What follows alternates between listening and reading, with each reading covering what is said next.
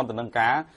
ដុតសម្លាប់ជនរងគ្រោះ3នាក់ប្តីប្រពន្ធនិងកូនស្រីអាយុ6ខែបណ្ដោយស្លាប់នៅក្នុងភ្នក់ភ្លើងតែត្រូវគេបានស្គាល់ថាជាមន្ត្រីស្មៀនឃុំនៅក្នុងស្រុកសាលាក្រៅខេត្តបៃលិនបាទដោយអំពើឃាតកម្មសម្លាប់និងដុតព្រមទាំងក្រុមគ្រួសារស្មៀនឃុំសាលាស្រុកសាលាក្រៅនឹងខេត្តបៃលិនប្រពន្ធនិងកូនស្រីអាយុ6ខែបណ្ដាលឲ្យស្លាប់ក្នុងផ្ទះយ៉ាងសាហាវឥឡូវនេះគឺកម្លាំងនគរបាលបានបំបីសំណុំរឿងហើយកាលពីថ្ងៃកន្លងទៅបានឃាត់ជនដៃដល់ឈ្មោះឆោមចម្រើនអាយុ32ឆ្នាំបាទរស់នៅក្នុងភូមិឃុំកាត់ហេតុជាមួយគ្នានឹងជនរងគ្រោះគឺជាបងថ្លៃរបស់ជនរងគ្រោះជាខាងភរិយាបាទហើយខាងនគរបាលខេត្តបៃលិនលោកបានបញ្ជាក់ថាមូលហេតុដែលនាំឲ្យជនសង្ស័យសម្រាប់ជនរងគ្រោះមកគ្រួសារកន្លងនេះក៏ដោយសារតែរឿងមរតកចែកគេមិនត្រូវឬក៏យ៉ាងម៉េចនឹងខឹងជនរងគ្រោះជាប្តីមើលងាយខ្លួនហើយជនរូបនេះបានធ្វើសកម្មភាពតែម្នាក់ឯងទេគ្មានបកពួកគ្មានអីទេ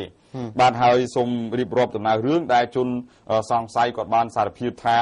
ខ្លួនបានត្រៀមដែកបំពង់ទីបដែលយកពីផ្ទះឪពុកក្មេកបាទរួចជាស្រេចទុកនៅក្បែរផ្ទះជនរងគ្រោះពេលនោះហៅជនរងគ្រោះដោយកុហកថាមានពោះវែកជួយមកចាប់វាយគ្នាបាទហើយគណៈដែលជនរងគ្រោះកំពុងឈ្ងោកមើលចុះក្រោមពោះវែកស្រាប់តែជនសង្ស័យបានយកដែកបំពង់ទីបវាយចំកញ្ចឹងកពីក្រោយបណ្ដាលឲ្យសន្លប់និងដួលផ្កាប់មុខហើយបន្តមកទៀតជនសង្ស័យបានហៅប្រពន្ធរបស់ជនរងគ្រោះមកទៀតបានវាយដូចនឹងប្តីដែរបណ្ដាលឲ្យរងរបួសធ្ងន់និងសន្លប់ដូចគ្នានៅក្បែរគ្នាហើយអស់យកទៅដាក់លើគ្រែបាទអូទៅដាក់លើគ្រែបន្តមកទៀតឃើញកូនស្រីមួយរូបនោះក៏ចាប់ផ្ដើមកពិតច្រមុះសង្កត់ដើមទ្រូងឲ្យស្លាប់នៅក្បែរឪពុកម្ដាយនឹងហើយដុតចាក់សាំងនឹងប្រើប្រមាណជាប្រេងមួយស៊ូតមួយពីដុងបាទសម្រាប់ចាក់សាំងដុតឲ្យស្លាប់នៅក្នុងភ្នក់ភ្លើងតែមក